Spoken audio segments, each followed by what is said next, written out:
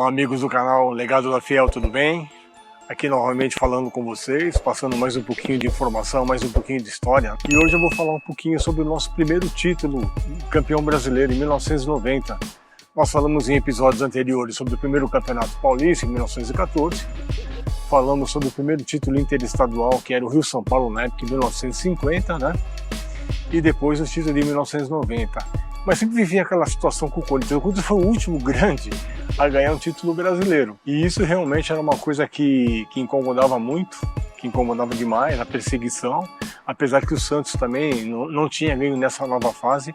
Mas o Campeonato Brasileiro era contado a partir de 1971. A partir de 1959, que contava eram as taças. Tinha a Taça Brasil, tinha o torneio Roberto Gomes Pedrosa, que eram os campeonatos mais ou menos semelhantes com o Campeonato Brasileiro, mas não tinha essa proporção. Tanto é que o Palmeiras ele ganha em 67 dois títulos brasileiros. Ele ganha a Taça Brasil e ganha também o Roberto Gomes Pedrosa. Então ficou meio estranha essa situação. Mas o oficial mesmo a partir de 1971. E seu primeiro campeão brasileiro foi o Clube Atlético Mineiro, ganhando do Botafogo no Rio 1-0 o gol de Dadá Maravilha, de cabeça. Então aí começou a nova era do Campeonato Brasileiro. E realmente o Corinthians demorou muito para conquistar esse título. O Corinthians sempre viveu problemas muito sérios de formação de elenco, administrativos, tudo isso tinha uma certa importância, né? Nessa falta de organização para se chegar num título desse. Não se ganha título brasileiro assim, da noite para o dia. Mas eu vou falar uma coisa para vocês. Olha como interessante como o Campeonato Brasileiro de 1990. Só para vocês terem uma ideia. O Corinthians jogou 25 vezes e fez 23 gols e tomou 28. Talvez seja o Campeonato Brasileiro ganho por um time com o menor saldo de gols. Aliás, um saldo negativo ainda, né? O Corinthians tinha um saldo negativo de 5 gols. O seu artilheiro foi o Neto com 9 gols. Olha como foi um campeonato estranho isso daí. E o Corinthians ele chegou muito desacreditado. A nossa equipe não era uma equipe muito forte, era uma equipe muito limitada. Mas era uma equipe muito operária e tinha trazido naquela época o técnico do Novo Horizontino, o Nelsinho Batista, que era uma novidade e que tinha disputado naquele mesmo ano a final do Campeonato Paulista contra o Bragantino de Vanderlei Luxemburgo, que também era outra novidade, então ficou conhecida como a final caipira. Então o Corinthians foi lá e trouxe o Nelsinho Batista, trouxe alguns reforços também e foi lá disputar o campeonato. Só que assim, era um campeonato que você disputava as fases e sobrava sempre 8, era um octagonal final. Então era assim, do primeiro ao oitavo, seriam disputados tudo em mata-mata, seria o primeiro contra o oitavo, o segundo contra o sétimo, o terceiro contra o sexto e o quarto contra o quinto. Só que o Corinthians, ele estava tentando entrar entre os 8. Na última partida do campeonato, ele precisava de uma vitória contra o Internacional, uma simples vitória contra o Internacional de Porto Alegre no Pacaembu, e só foi uma derrota de 3-0. Ele só entra por causa de algumas combinações de outros resultados que envolviam o Goiás, envolviam o Curitiba, envolveram a Portuguesa, ele acabou entrando como oitavo, mas completamente desacreditado. Então, pela sequência, ele teria que enfrentar primeiro quem? O Clube Atlético Mineiro, o primeiro time que ele enfrentaria. Então sempre seria assim, o Corinthians jogaria a sua primeira partida em casa e ia decidir a vaga fora de casa.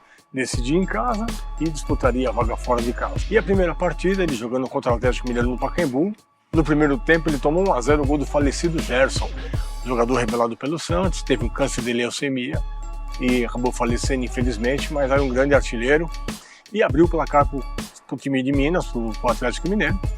E o Corinthians aquele dia foi interessante, rapaz. Acho que a torcida comprou a ideia que o time precisava virar.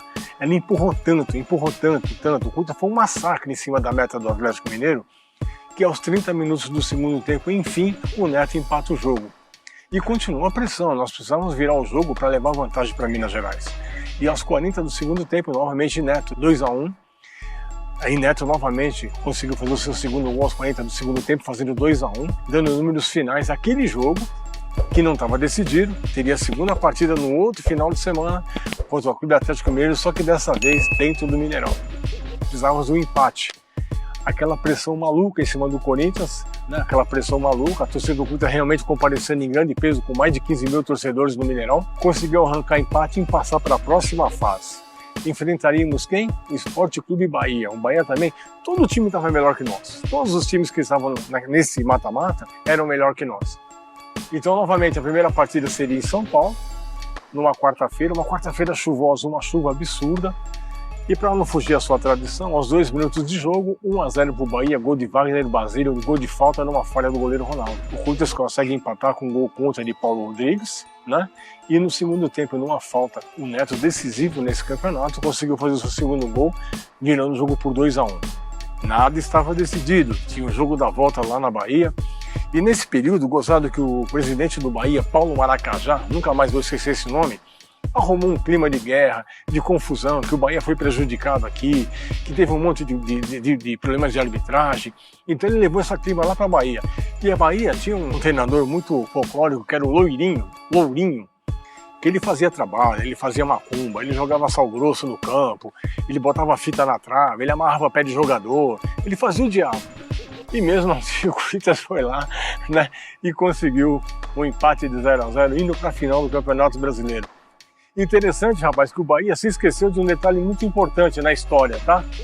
Em 1931, quando o Bahia montou seu time de futebol, eles sempre idealizaram um símbolo muito parecido com o nosso, que era desde 1920, que era o círculo com a bandeira do estado no meio. Nós tínhamos o símbolo, Esporte Clube Corinthians Paulista, fundação em 1910, com a bandeira de São Paulo.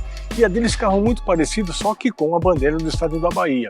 Então, para não dar confusão e para não gerar um clima de animosidade, ou então assim de uma cópia, eles vieram até São Paulo, educadamente conversar com a diretoria do Corinthians e ela permitiu que o Bahia usasse aquele símbolo que eles idealizaram, muito parecido com o nosso.